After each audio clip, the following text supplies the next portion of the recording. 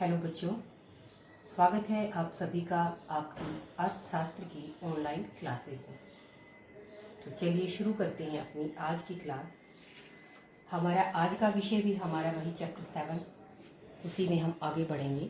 उत्पादन के नियम, कारक व पैमाने के प्रतिफल। ये हमारी इस चैप्टर की तीसरी वीडियो है। जो हमारा दूसरा पार्ट था उसके अंदर हम पढ़ चुके हैं कि जो कारक के बढ़ते प्रतिफल के नियम, कारक के समान प्रतिफल के नियम और कारक के घटते प्रतिफल के नियम। आज हम वहाँ से आगे पढ़ेंगे परिवर्तनशील अनुपात का नियम। तो ये जो परिवर्तनशील अनुपात का नियम है ये आधुनिक अर्थशास्त्रियों के द्वारा दिया गया है और ये जो नियम है ये अल्पकाल से संबंधित है। अल्पकाल से मैंने आपको बता दिया था कि अल्पकाल समय की वो अवधि होती है जिसके अंदर उत्पादन का केवल एक साधन परिवर्तनशील होता है और बाकी के साधन स्थिर होते हैं। तो चलिए देखते हैं ये परिवर्तनशील अनुपात का नियम क्या है। जो आधुनिक अर्थशास्त्री हैं उन्होंने क्या किया, जो हमने पीछे अपनी दूसरी वीडियो में पढ़े थे कि उत्पादन के बढ़ते प्रतिफल के नियम, समान प्रतिफल के नियम और घटते प्रतिफल के नियम, इन तीनों को एक साथ ले आए और इन तीनों को एक साथ लाने के बाद उन्होंने इस नियम का नाम रख दिया परिवर्तनशील अनुपात का नियम। ये जो नाम है, ठीक है। तो आधुनिक अर्थशास्त्रियों ने इन तीनों बढ़ते प्रतिफल, समान प्रतिफल और घटते प्रतिफल, इन तीनों के स्थान पर परिवर्तनशील अनुपात के नियम का नाम दे दिया। तो क्या है इस नियम की परिभाषा? तो इस नियम की परिभाषा हम यही बताएंगे कि ये अल्पकाल से संबंधित है। अल्पकाल के अंदर जब एक साधन परिवर्तनशील होता है और बाकी के साधन स्थिर होते हैं, तो जब उत्पादन के केवल परिवर्तनशील साधन को हम बढ़ाते हैं, जब उत्पादन का केवल एक साधन परिवर्तनशील हो तथा उत्पादन के पहले कैसे बढ़ेगा? बढ़ती दर से बढ़ेगा, फिर समान दर से बढ़ेगा और बाद में घटती दर से बढ़ता है। इसी नियम को उन्होंने क्या नाम दे दिया? परिवर्तनशील अनुपात का नियम। आप इसे देखिए, यहाँ तालिका से समझिए। हम इसकी परिभाषा इस तरह भी लिख सकते हैं कि जब उत्पादन का केवल ये एक श्रम जो है ये एक परिवर्तनशील साधन है, बाकी के सभी साधन क्या हैं? स्थिर हैं। तो उत्पादन क्या होता है? तो उत्पादन पहले क्या होता है? बढ़ती दर से बढ़ता है, फिर समान दर से और बाद में घटती दर से बढ़ता है। तो वो जो तीनों बातें जो हमने अपने पिछली वीडियो के अंदर अलग अलग से पढ़ी थी, वो यहाँ तीनों एक ही नियम के अंदर समेट दी गई है। बात वहीं से करेंगे हम कि उत्पादन के बाकी के साधन क्या है? स्थिर है। केवल एक साधन क्या है? परिवर्तनशील। तो उन स्थिर साधनों के साथ जब एक परिवर्तनशील साधन को बढ़ाते हैं तो उत्पादन पहले कैसे बढ़ेगा? पहले बढ़ती दर से बढ़ेगा, फिर समान दर से और बाद में घटती दर से बढ़ेगा। इस नियम को क्या नाम दिया गया? परिवर्तनशील अनुपात का नियम। और ये नियम अल्पकाल से संबंधित है। तो आधुनिक अर्थशास्त्रियों ने उन तीनों नियमों को एक नियम में बांध दिया। अब कोई भी जब अर्थशास्त्र के अंदर सिद्धांत होता है, नियम होता है, तो उसकी कुछ मान्यताएं होती हैं। तो इस नियम की भी मान्यताएं हैं। पहली मान्यता क्या है? नंबर 1, अल्पकाल से संबंधित। तो ये जो नियम है मैंने ऊपर बता दिया था, ये अल्पकाल से संबंधित है।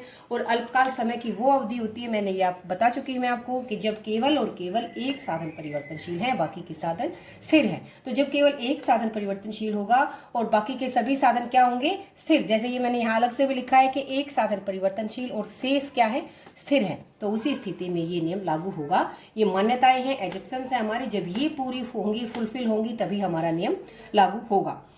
परिवर्तनशील साधन की सभी इकाइयां समरूप। जैसे हम श्रमिकों को, मजदूरों को एक एक करके बढ़ाते हैं, तो ये मान्यता लेकर चलते हैं हम कि हर एक अगला मजदूर, हर एक अगली श्रम की इकाई कैसी है? समरूप है। यानी कि सभी मजदूर एक ही तरह की है, एक ही रूप में कुशल है, सभी इकाइयां समरूप है। नेक्स्ट मान्यता है हमारी तकनीक स्थिर।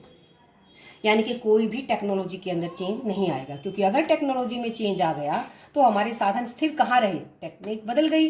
तो एक साधन हमने तो सिर्फ ये टेक्निक लेकर चले हैं कि सिर्फ श्रमिकों को बढ़ाएंगे, मजदूरों को बढ़ाएंगे, बाकी सभी चीजें जो की तो रहेंगी। तो टेक्निक भी क्या रहनी चाहिए? स्थिर रहनी चाहिए। यानी कि शेष सभी साधन हमारे स्थिर होने चाहिए। तो जब ये सारी चीजें होंगी तो हमारा ये नियम लागू होगा। तो चलिए अब देखते हैं ये नियम क्या है, कैसी है। तो जैसे पहले हम तालिका के रूप में पढ़ेंगे, समझेंगे, और उस तालिका की व्याख्या करने के लिए यहाँ मेरे पास जगह नहीं है, लेकिन मैं वर्बली आपको बोलकर बता रही हूँ। तो अर्थशास्त्र के अंदर जब भी हम कोई तालिका बनाते हैं या जब भी हम कोई चित्र बनाते हैं, तो उस हर एक चित्र की व्याख्या करना हमारे लिए सबसे पहले नंबर पर आता है। तो आपको इसकी व्याख्या तालिका की भी करनी है, चित्र की भी करनी है। यहाँ हमारे पास इतनी जगह नहीं है, स्पेस नहीं है, तो मैं जो बोल रही हूँ वही हमें लिखना होता है पेपर के अंदर, एग्जाम के अंदर। तो ये देखिए तालिका हमारी, यहाँ पर मैंने भूमि को लिया है, ये हमारा है श्रम।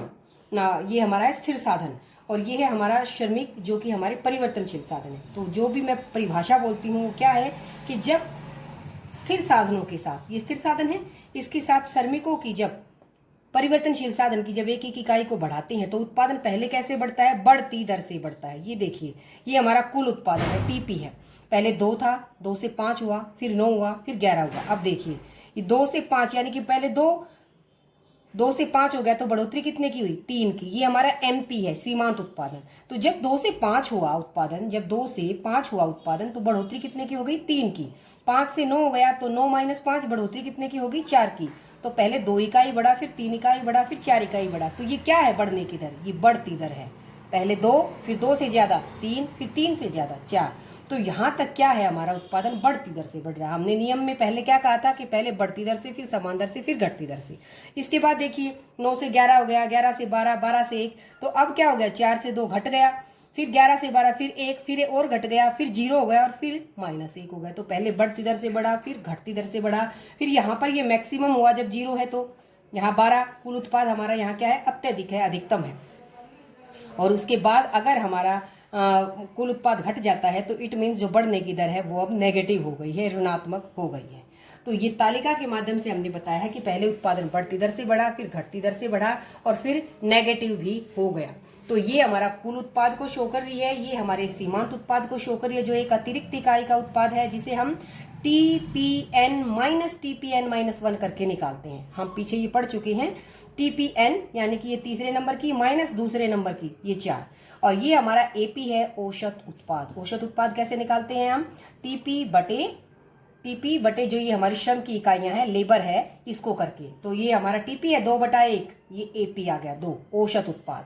फिर 5/2, 2.5, ये आ गया हमारा। 9/3, ये 3 आ गया हमारा। 11/4 करेंगे तो 2.7 आएगा। 12/5 2.4 आएगा। 12/6 करेंगे 2 आएगा और 11/7 करेंगे तो 1.6 आएगा। तो हमारा औसत उत्पाद कैसे आएगा, TP/L करने से ये लाइन आएगी। ये MP है जो TPN-1 करने से आएगी, ये है। और ये हमारा कुल उत्पाद है। तो अब इन तीनों को, TP को, MP को और AP को हम चित्र के माध्यम से समझने की कोशिश करेंगे। पहले मैं आपको इसी तालिका में बता देती हूँ कि जहां तक ये मैंने क्या बताया था कि जो सीमांत उत्पाद होता है वो कुल उत्पाद के बढ़ने की दर होती है। तो 2, 3, 4 यहाँ तक जो कुल उत्पाद के बढ़ने की दर है वो बढ़ती दर है, इसे हम बढ़ती दर कह सकते हैं। यहाँ तक तीसरी इकाई तक उत्पादन बढ़ती दर से बढ़ रहा है। चौथी इकाई से लेकर छठी इकाई तक उत्पादन घटती दर से बढ़ रहा है। और इसके बाद जो होता है वो उत्पादन बढ़ने के स्थान पर घटना शुरू कर देता है। तो इसे जो हम ऊपर की ये है, इसे हम प्रथम अवस्था या फर्स्ट स्टेज कह सकते हैं। पहली अवस्था है ये उत्पादन के बढ़ने की, ये हमारी दूसरी अवस्था है और ये हमारी तीसरी अवस्था है। तो ये दूसरी और तीसरी अवस्थाएं भी बहुत इंपॉर्टेंट होती हैं उत्पादक के लिए, क्योंकि अगर उत्पादक इस स्थिति के अंदर है, पहली अवस्था के अंदर है, तो उत्पादक और ज्यादा उत्पादन करेगा, क्योंकि हर एक अगली इकाई से उसे जितनी उसकी लागत आ रही है उसकी तुलना में उसे ज्यादा फायदा हो रहा है। हर एक अगली श्रम की इकाई लगाने से उसको अधिक मात्रा में उत्पादन प्राप्त हो रहा है। तो अगर उत्पादक इस स्थिति के अंदर है तो वो श्रमिकों को, परिवर्तनशील साधनों को और अधिक लगाएगा, अपने उत्पादन को और अधिक बढ़ाएगा। तो पहली अवस्था के अंदर क्या होता है, उत्पादक उत्पादन को जारी रखेगा। जो दूसरी अवस्था है उसके अंदर उत्पादन बढ़ता है लेकिन घटती दर से बढ़ता है। और लास्ट के अंदर क्या हो जाता है, जो अतिरिक्त इकाई का उत्पादन वो शून्य हो जाता है। तो जो दूसरी इकाई है इसके लास्ट में उत्पादक अपना उत्पादन बंद कर सकता है, यहीं तक वो अपना उत्पादन करेगा, क्योंकि इससे आगे अगर वो उत्पादन करेगा तो अब उसका उत्पादन बढ़ने के स्थान पर घटना शुरू कर देगा। तो दूसरी अवस्था भी उत्पादक के लिए बहुत अधिक इंपॉर्टेंट है। उत्पादक क्या चाहेगा कि वो दूसरी अवस्था के अंदर ही रहे। पहली अवस्था से तो आगे बढ़ना चाहेगा, वो उत्पादन को बढ़ाना चाहेगा क्योंकि हर एक अगली इकाई से उसे लाभ हो रहा है, लेकिन दूसरी अवस्था से आगे वो बढ़ना नहीं चाहेगा। उत्पादक क्या चाहेगा कि वो दूसरी अवस्था में रहकर ही उत्पादन करे, तभी उसका फायदा है। तो अब इसे चित्र के माध्यम से देखते हैं। यहाँ पर मैंने एक्स एक्सिस के ऊपर श्रमिकों को लिया है, यहाँ हमारा कुल उत्पाद है, नीचे वही इसके बिल्कुल सीध में हम नीचे ये करेंगे ताकि इन दोनों के अंदर हम यहाँ संबंध भी कर पाएंगे। तो जो ये लाइन थी मैंने बिल्कुल उसको सीधा बनाया था और फिर उसको बीच से ऐसे काट के ये नीचे बना दिया। तो यहाँ पर दोनों एक्स एक्सिस पे दोनों जगह पर मैंने श्रमिकों को लिया है। ऊपर वाले चित्र में यहाँ मैंने TP कुल उत्पाद को लिया है और यहाँ मैंने MP और AP इन दोनों को लिया है। तो TP देखिए, पहली इकाई पर 2, ये पहली इकाई पर 2, दूसरी इकाई पर 5, ये मैंने पहले से थोड़ा ड्रॉ किया है, तीसरी इकाई के ऊपर 9, ये हो गया, चौथी इकाई के ऊपर 11, ये चौथी इकाई है, चौथी इकाई के ऊपर ये यहाँ पर 11, 10 और 12 के बीच में 11, पांचवी इकाई पर फिर 12, छठी के ऊपर भी 12 और सातवीं इकाई पर फिर वापस 11। तो इसको अगर मैं मिलाऊंगी तो ये हमारे टीपी की शेप कुछ इस तरह की बनेगी, इस तरह की। पहले क्या होता है, ये बढ़ा है तेजी से, ठीक है, इस तरह की बनेगी, और फिर बढ़कर मैक्सिमम ये 12-12 है हमारे, और फिर घटना शुरू कर देता है। तो ये क्या है हमारे टीपी की शेप। अब एमपी और एपी मैंने, अब वैसे हम पिछली वीडियोस में हम बना भी चुके हैं। अगर एमपी को मैं ड्रॉ करूंगी तो ये एमपी बनेगा, एमपी शून्य भी था तो ये छठी इकाई के ऊपर एमपी शून्य है, ये देखिए छठी इकाई के ऊपर शून्य, तो ये छठी इकाई पर शून्य है, और सातवीं इकाई के ऊपर एमपी -1 है तो ये नीचे चला गया -1 है। तो ये हमारी एमपी की शेप है, और ये एपी की शेप है हमारी। तो हम पीछे पढ़ भी चुके हैं, जब एमपी और एपी में हमने रिलेशन पढ़ा था कि जब दोनों बढ़ते हैं, एमपी और एपी बढ़ते हैं, तो एमपी तेजी से बढ़ता है। देखिए एमपी एपी से ऊपर है तो बढ़ते टाइम भी ये ऊपर होएगा, आगे होएगा, और जब घटना शुरू करता है तो घटते टाइम भी तेजी से घटकर एमपी एपी से नीचे आ जाता है। तो हमेशा बढ़ते टाइम भी एमपी आगे है और घटते टाइम भी एमपी आगे है, और एमपी एपी को उसके मैक्सिमम बिंदु के ऊपर यहाँ पर टच कर रहा है। ये हमारा हमने इसके रिलेशन में पढ़ा था। तो अब जो मैंने यहाँ पर आपको पहली, दूसरी और तीसरी अवस्था बताई थी, वो अवस्थाएं हम इस चित्र में भी देखेंगे। पहली अवस्था थी हमारी तीसरी इकाई तक, क्योंकि तीसरी इकाई तक उत्पादन क्या हो रहा है, बढ़ती दर पर बढ़ रहा है। तो ये तीसरी इकाई है, इस तीसरी इकाई को अगर मैं ऊपर मिलाऊं इसकी तीसरी इकाई तक, तो ये जो हमारा पार्ट है ये हमारी फर्स्ट स्टेज है उत्पादन की। इस फर्स्ट स्टेज के ऊपर क्या कर रहा है कि हर एक अगली 1 से 2, 2 से 3 हर एक अगली श्रमिकों की इकाई लगाने पर उत्पादन तेजी से बढ़ रहा है। तो उत्पादक इस स्थिति में, प्रथम अवस्था में उत्पादक क्या करेगा, उत्पादन को जारी रखेगा, क्योंकि इसी में उसका फायदा है। हर एक अगली इकाई को लगाने से उसे अधिक मात्रा में उत्पादन मिल रहा है। दूसरी स्टेज हमारी कहाँ पूरी हुई थी, जहां एमपी शून्य था। तो एमपी शून्य हमारा ये छठी इकाई के ऊपर है, तो छठी इकाई को हम ऊपर लेके चलते हैं, छठी इकाई, ये छठी इकाई और ये छठी इकाई। तो ये जो बिंदु है यहाँ पर छठी इकाई, जब एमपी शून्य होता है तो टीपी हमारा मैक्सिमम होता है। ये हम पहले पढ़ भी चुके हैं, टीपी एमपी और एपी के अंदर जब रिलेशन पढ़ा था कि जब एमपी बढ़ता है तो एपी भी बढ़ता है, और टीपी बढ़ती दर से बढ़ता है। जब एमपी घटता है तो भी टीपी बढ़ता है, लेकिन वो घटती दर से बढ़ता है। और जब एमपी शून्य होता है तो टीपी क्या होता है, मैक्सिमम होता है। और जब एमपी ये ऋणात्मक हो गया तो टीपी ने क्या किया, गिरना शुरू कर दिया। तो जो सेकंड स्टेज है वो भी बहुत ही इंपॉर्टेंट है। सेकंड स्टेज के अंत तक उत्पादक उत्पादन करना पसंद करेगा। ये अंत है, यहां तक जब एमपी शून्य है तब तक उत्पादक उत्पादन करना चाहेगा, इससे आगे वो नहीं करेगा, क्योंकि आगे करने में उसे नुकसान होगा, क्योंकि नेगेटिव हो जाती है हमारी एमपी।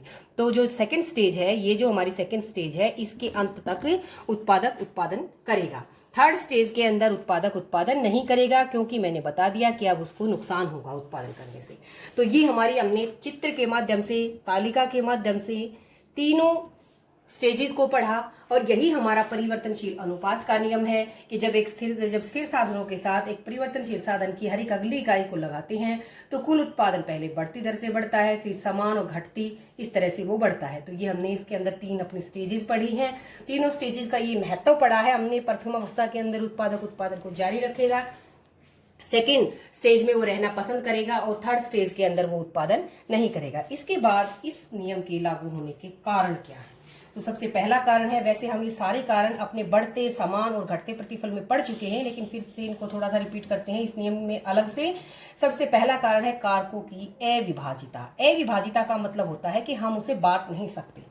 अविभाजिता का मतलब मैं बताऊं आपको कि जैसे मान लिया हम एक सिलाई मशीन, कपड़े सीने का काम करते हैं, तो क्या हम स्टार्टिंग में आधी सिलाई मशीन नहीं ले सकते? मशीन तो हमें एक लेनी ही पड़ेगी, तो इसे हम अविभाजित कहेंगे, क्योंकि उस मशीन के हम 2 टुकड़े नहीं कर सकते। तो कुछ कारक कैसे होते हैं हमारे, अविभाजित होते हैं, जिन्हें हम और छोटा या और पार्ट्स के अंदर नहीं कर सकते।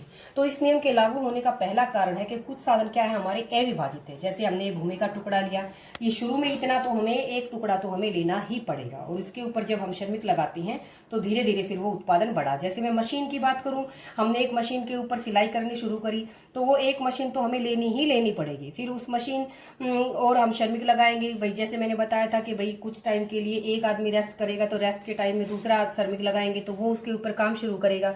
तो इस तरह से शुरुआत में क्या होता है, क्योंकि हमारा एक कारक ए विभाजित है, बड़ा है, उसका पूरा प्रयोग नहीं हो पा रहा था और जब हमने श्रमिकों को बढ़ाया तो अब उसका पूरा प्रयोग होने लग गया। तो इस कारण से बढ़ते प्रतिफल के नियम स्टार्टिंग में प्राप्त होते हैं। तो पहला कारण इस नियम के लागू होने का कारकों की अविभाजिता, यानी कि साधनों को हम टुकड़ों में बांट नहीं सकते, कुछ साधनों को टुकड़ों में नहीं बांट सकते। दूसरा कारण है हमारा उत्पादन के स्थिर कारक। स्थिर कारक का मतलब है कि भाई कुछ ये जैसे मैंने भूमि को ही बताया कि ये क्या है हमारा स्थिर, इसको हम और नहीं बढ़ा सकते क्योंकि समय क्या है हमारा अल्पकाल। अल्पकाल के अंदर हमें सिर्फ एक ही साधन को बढ़ाना है। तो ये साधन जो एक भूमि हमारा स्थिर साधन है और उसके साथ जैसे जैसे हमने दूसरे परिवर्तनशील साधन को बढ़ाया तो स्टार्टिंग में उसका कम प्रयोग हो रहा था, फिर उसका अच्छे से प्रयोग हुआ। और कोई भी चीज है उसकी एक सीमा तो होती ही है, उस सीमा से अधिक हम उसका प्रयोग नहीं कर सकते। तो क्योंकि एक साधन स्थिर था और उसके साथ जैसे जैसे हमने परिवर्तनशील साधन को बढ़ाया तो उसकी उपजाऊ क्षमता के अंदर या उसके से प्राप्त होने वाला जो उत्पादन है उसके अंदर स्टार्टिंग में बढ़ोतरी होती है, वृद्धि होती है, जिस कारण से ये नियम लागू होता है। तो उत्पादन के स्थिर कारक का बेटर प्रयोग होने के कारण, अच्छा प्रयोग होने के कारण भी ये नियम लागू होता है। तीसरा कारण है इस नियम का स्थिर कारक का इष्टतम से अधिक प्रयोग। यहां तक हम बात कर रहे थे एक तरह से बढ़ते प्रतिफल की बात के, स्टार्टिंग में उत्पादन बढ़ता है ना। अब जो ये पॉइंट आया है ये हमारा एक तरह से जब पहले बढ़ती दर से बढ़ता है फिर घटती दर से बढ़ना, उसके बारे में है ये कि उत्पादन पहले बढ़कर फिर घटती दर से भी होता है, समान दर से घटती दर से भी होता है। तो ये उससे रिलेटेड है हमारा ये पॉइंट कि स्थिर कारक का जब इष्टतम प्रयोग होने लगता है। जैसे ये भूमि का टुकड़ा ही था, स्टार्टिंग में श्रमिकों को बढ़ाया, अच्छा उत्पादन हुआ, उत्पादन बढ़ा, लेकिन इसकी भी तो एक सीमा है। एक भूमि के टुकड़े से, एक खेत से हम मैक्सिमम कितना ले सकते हैं। जब उसकी पूरी उपजाऊ क्षमता का प्रयोग हो जाएगा तो फिर उसका उत्पादन कम होगा, घटेगा। तो जब हम एक साधन का इष्टतम से, यानी कि जो उसका सबसे बेस्ट है उससे भी अधिक जब हम प्रयोग करते हैं तो फिर क्या होगा, उसका उत्पादन घटेगा। तो फिर इसी कारण से लास्ट में घटते प्रतिफल के नियम प्राप्त होने शुरू हो जाते हैं। चौथा कारण है हमारा अपूर्ण स्थानापन्नता। स्थानापन्नता का अर्थ मैंने आपको बताया था कि एक दूसरे के स्थान पर प्रयोग होना। तो जैसे हमारे पास यहाँ दो साधन हैं, भूमि और श्रम। तो स्टार्टिंग के अंदर तो हमने थोड़ा बहुत अपने श्रमिकों को बढ़ाकर उत्पादन को बढ़ा लिया, लेकिन क्या हम ऐसे श्रमिकों को बढ़ाते रहें, हमारे 10 से 20 30 हो जाए और भूमि का टुकड़ा वही रहे, तो इसकी एक सीमा तो होगी, मियाद तो होगी, तो उससे आगे हमारा उत्पादन नहीं बढ़ सकता। तो इस तरह से हम क्या कह सकते हैं कि भूमि का श्रम के स्थान पर, श्रम का भूमि के स्थान पर पूर्ण प्रयोग नहीं है। कुछ मात्रा तक तो हम भूमि की उपजाऊ क्षमता को बढ़ाकर, श्रमिकों को लगाकर, अपने काम को अच्छे तरीके से करके उसकी उपजाऊ क्षमता उससे ज्यादा ले सकते हैं भूमि के टुकड़े से। लेकिन ये नहीं कि फिर हम श्रमिकों को ही बढ़ाते रहे और भूमि का टुकड़ा वही रहे और फिर भी हमारा उत्पादन बढ़ता रहे। तो अपूर्ण स्थानापन्नता है, थोड़ी बहुत मात्रा तक उत्पादन बढ़ेगा श्रमिकों को बढ़ाने से, लेकिन उसकी एक लिमिट होगी, एक सीमा होगी। पूर्णतः हम एक दूसरे के स्थान पर, श्रम का भूमि के स्थान पर, भूमि का श्रम के स्थान पर प्रयोग नहीं कर सकते। तो ये हमारे 4 जो है कारण थे जिस वजह से हमारा ये नियम लागू होता है, परिवर्तनशील अनुपात का नियम।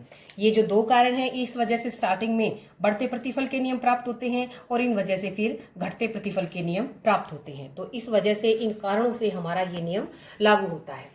तो आज का मेरे ख्याल से हमने इस नियम को, बहुत ही मोस्ट इंपोर्टेंट क्वेश्चन है ये हमारा, लगभग हर बार एग्जाम के अंदर ये प्रश्न पूछा जाता है और इस प्रश्न के अंदर कई सारे प्रश्न और छिपे हुए हैं। जैसे मैंने यहाँ MP, AP, TP, इन तीनों के रिलेशन, तीनों की तीनों अवस्थाएं, तो इस चैप्टर में से, इस प्रश्न में से हर बार कई सारे क्वेश्चंस MCQs के रूप में, बड़े क्वेश्चन के रूप में, छोटे क्वेश्चंस के रूप में बहुत बार आता है। तो इस परिवर्तनशील अनुपात के नियम को हमें अच्छे से समझना है और उसको समझने के लिए आपको वीडियो को 2 बार 3 बार जरूर सुनना होगा। तो आज के लिए इतना काफ़ी है। धन्यवाद।